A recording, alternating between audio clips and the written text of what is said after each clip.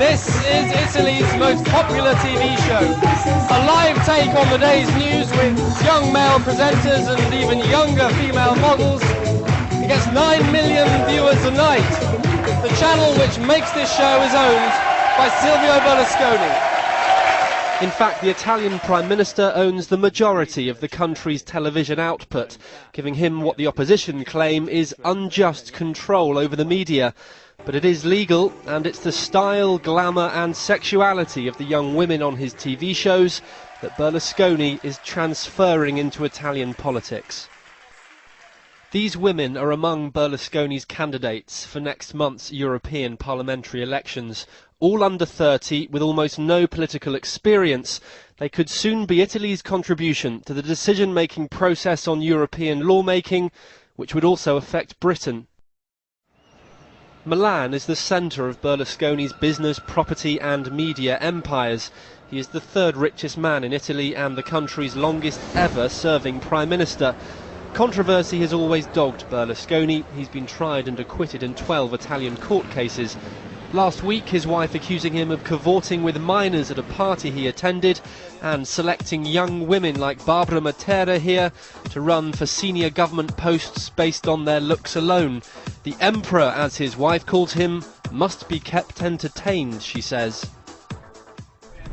I've come to Milan to find out why, despite the scandals, Berlusconi is more popular than ever with Italians. A recent poll claiming he has a 66% lead over the opposition. For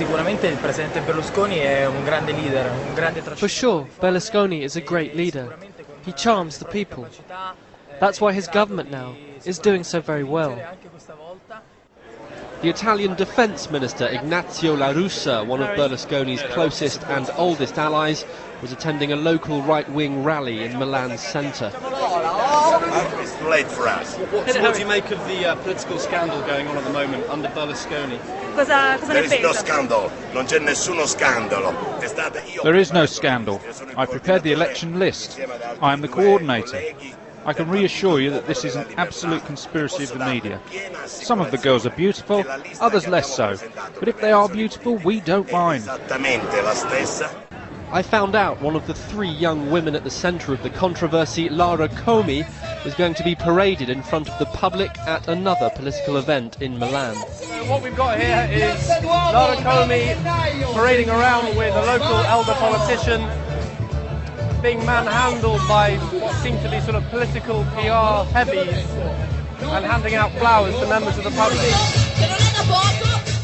After the parade, Lara Comi agreed to meet me for an interview, the first time any of the 3 young women up for European election have spoken to the foreign media. Thanks for this. Did Berlusconi phone you personally and ask you to be an MEP, and if so, how did that feel? I'm very happy. It's a real, unique opportunity for a 26-year-old girl, an incredible experience. Even been involved in an electoral campaign for only 1 month. He's choosing young women because of how they look. No. What do you say to that? No. No. Berlusconi has chosen these candidates because their professional curriculum was right for the European parliamentary elections. The issue of beauty is debatable. One can be beautiful and this is a plus, but it's not the fundamental factor for becoming a candidate. Berlusconi once said you should never put 2 blondes together. Lara, polished and astute in the interview, was testament to Berlusconi's confidence in his own ability to sell a brand to the Italian public. A woman who 2 weeks ago was no more than a junior party employee, now teetering on the edge of international responsibility. The questions we want answered. Beppe Severnini, a leading social commentator, claims Berlusconi's political success is down to his shrewd understanding of the Italian psyche. He talks about things that people want to hear. He's the Signore protecting it, you know. He's the new Medici, the new Sforza, saying, look, I got it all, I got fun, I got sport, I got actors, I got television, I got girls. Look how cute they are.